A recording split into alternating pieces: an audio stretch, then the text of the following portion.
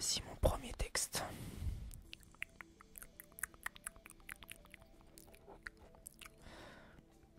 Combien de temps vous gâterez vos enfants? Combien de produits qui vous détruisent? Trop de dépenses inutiles, trop de gaspillage en usine, trop de pollution dans l'air, trop de gaz à effet de serre, trop d'argent gâché, trop d'aliments gâchés. Nous sommes nés pour consommer.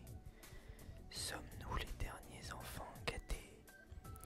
Sommes-nous les derniers de la surconsommation?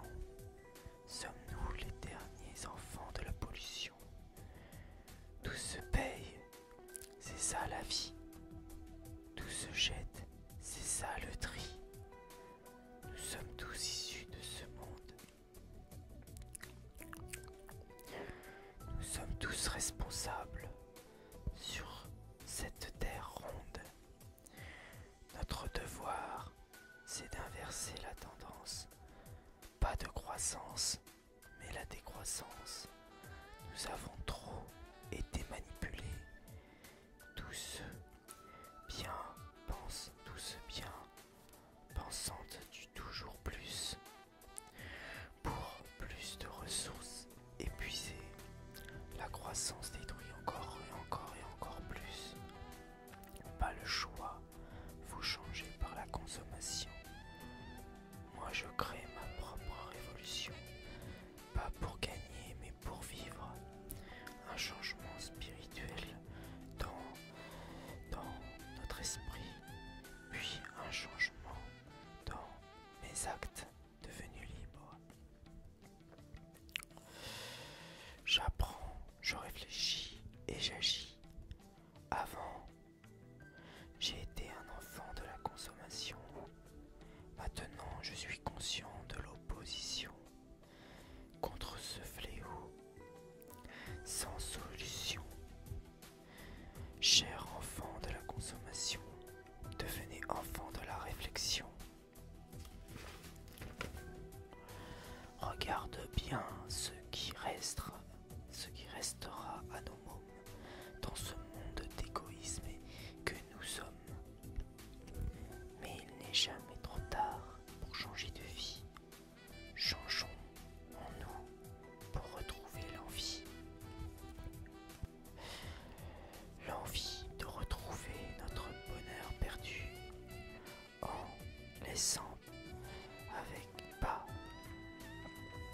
laissant pas cette génération perdue, car vivre avec moins c'est vivre mieux pour nous et nos futurs enfants heureux.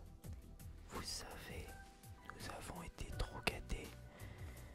Depuis, nous sommes devenus obsédés. Nous avons connu la paresse et l'excès. Doit-on retransmettre à nos enfants les erreurs du passé?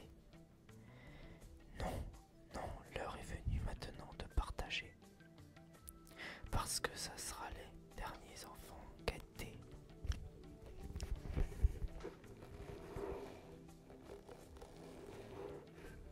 Alors, deuxième texte. Au début, je voulais que ce soit parfait. Mon enfance, je l'ai pris comme un conte de fées, comme si la vie était si belle. L'insouciance m'avait donné des ailes. Dessiner était mon seul moyen de m'exprimer. J'ai voulu donner tout ce que je pouvais. Mais j'étais pas un enfant comme les autres. À l'école, je faisais trop de fautes. J'écoutais personne. Je restais dans mon nuage. Jusqu'au jour où j'ai appris que des guerres existaient. J'ai compris qu'il fallait que je sorte de mon mirage. Après, j'ai eu conscience que la planète se réchauffait. Je l'ai déjà su à l'âge de 10 ans par mon père. À ce moment-là, j'ai dû perdre mes repères. En me disant que c'était pas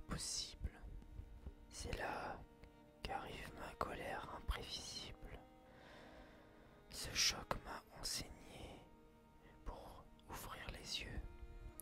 Peu à peu, je suis sorti de ma bulle. Il fallait que je lutte pour ne pas être peureux. Et pour cela, j'ai fait de mon art des messages avec scrupule.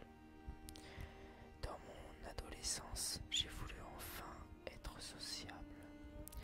J'ai essayé de me faire respecter grâce à mon talent admirable, mais ma gentillesse m'a joué des mauvais tours. Il a fallu que je résiste face aux critiques et aux moqueries. Au final, j'ai dû faire des choix en retour, car mes sentiments et ma raison m'a assombri. Mon côté rêveur a fait de moi l'artiste, mais le côté réalité a fait de moi un révolté. J'ai dû me forcer à lire et à comprendre les actualités, afin de m'inspirer et ne pas finir laxiste. Puis changer les choses était mon but le plus cher, en mettant en avant mes chefs-d'œuvre pour créer une bonne conscience à la vérité amère, voire donner des idées à l'utopie dans mes œuvres, comme les SOS à l'éducation contre les réformes, ou les messages à la paix contre le racisme. Enfin, j'ai pu connaître des vrais amis qui m'ont soutenu, ce qui a fait de moi un artiste sincère, généreux et rebelle. Maintenant, je sais enfin, je suis un artiste sans revenu, que je suis un bon peintre en bâtiment et c'est réel. Malgré moi, je garde une très grande lucidité. Je suis optimiste, mais j'ai du mal à accepter cette réalité. Donc je continue à revendiquer mes idées dans des tableaux. Et quand les peintures ne suffisent pas, il y a mes écrits. Des écrits inspirés par des faits divers et de la fantaisie. Je lis des livres pour me cultiver à nouveau. Cela dit, je suis encore bloqué entre mes raisons et mes illusions. Pourtant, j'ai encore beaucoup à apprendre. Je suis un étudiant, mais comme il y a beaucoup d'ignorants, je suis un enseignant. Dans mon art, j'essaye d'être juste pour mes visions. Pour être heureux, j'essaye d'envoyer de l'espoir universel en écrivant des mots d'amour et envoyer mes dessins sur internet pour montrer que j'ai du cœur et des messages clairs et nets. À part que j'aurais rêvé que mes arts tombent du ciel, alors je signe des pétitions et je fais des dons à l'international et que ça serve à quelque chose de social et environnemental. Mais je ne serai jamais un leader. J'en ai ni la vertu, ni la valeur, ni la rigueur. Si j'ai un mérite, c'est celui d'avoir essayé. Et si j'ai une prétention, que ce soit celle que vous aimez. Pour conclure, je vous laisse avec mes confessions. J'ai pas fini ma rage de vivre avec ma passion. Ça me rend plus fort, plus engagé et protestataire. Quoi qu'il en soit, je continuerai à vous procurer des émotions, que ce soit dans mes poèmes ou mes créations. Puis un beau jour, vous comprendrez pourquoi je suis un artiste fier mais en colère.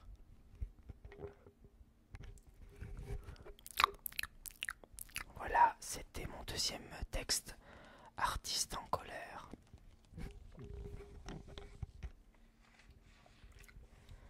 Alors donc, troisième texte, qui sera un peu plus court. Salut, moi je m'appelle Suprême. Je suis un surhumain extrême. Je suis né en France, donc je suis français. J'ai bien compris mon existence. Je suis un missile lancé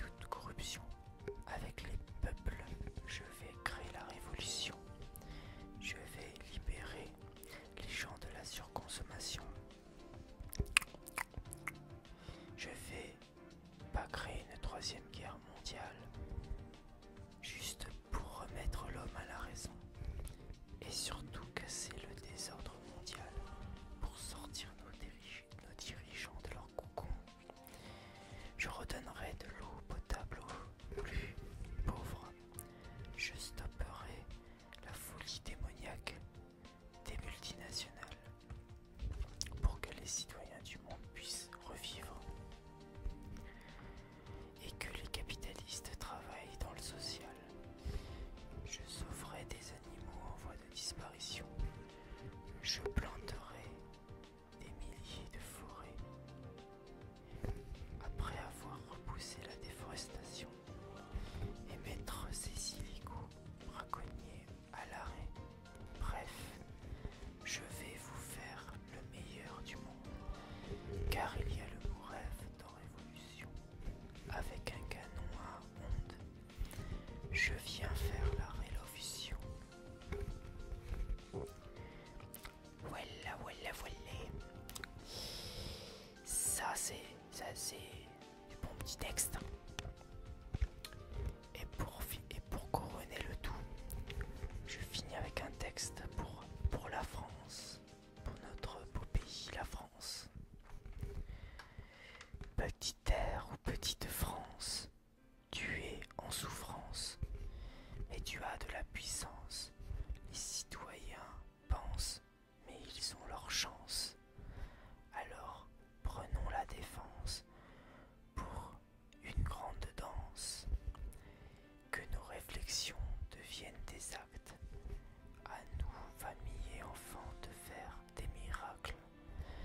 Prenons le temps pour la solidarité et la tolérance. Pour tous les hommes et les femmes pleines de sens. Retenons tous nos valeurs et raisons de l'importance. Liberté, égalité et fraternité pour la résistance. Au nom de notre pays, notre fierté c'est notre patrie. Ne fermons pas nos frontières, car notre terre est notre mère. Ne faisons pas la guerre pour un morceau de terre. Nos différences c'est la diversité, comme la nature et la biodiversité. Car nous sommes le monde. Notre message pour la planète ronde. Jeunesse France, réveille-toi, toute la vie est devant toi. Notre pays est si belle quand elle défend la liberté des plus faibles contre la violence des plus grands. C'est comme ça qu'on a la paix, c'est comme ça qu'on est si fort, c'est comme ça qu'on a le respect, car il n'y a pas de victoire sans effort. Au nom de notre pays, notre fierté c'est la démocratie. Ne fermons pas nos frontières, car notre terre est notre mère. Ne faisons pas la guerre pour un morceau de terre. Nos différences et la diversité, comme la nature et la biodiversité, car nous sommes le monde. Notre message pour la planète ronde. Jeunesse France, réveille-toi, toute la vie est devant toi. Voilà, voilà, voilà. Et c'était ce dernier beau texte pour la France, pour notre très belle France, qui a besoin d'être redressée. Voilà. Donc voilà, voilà.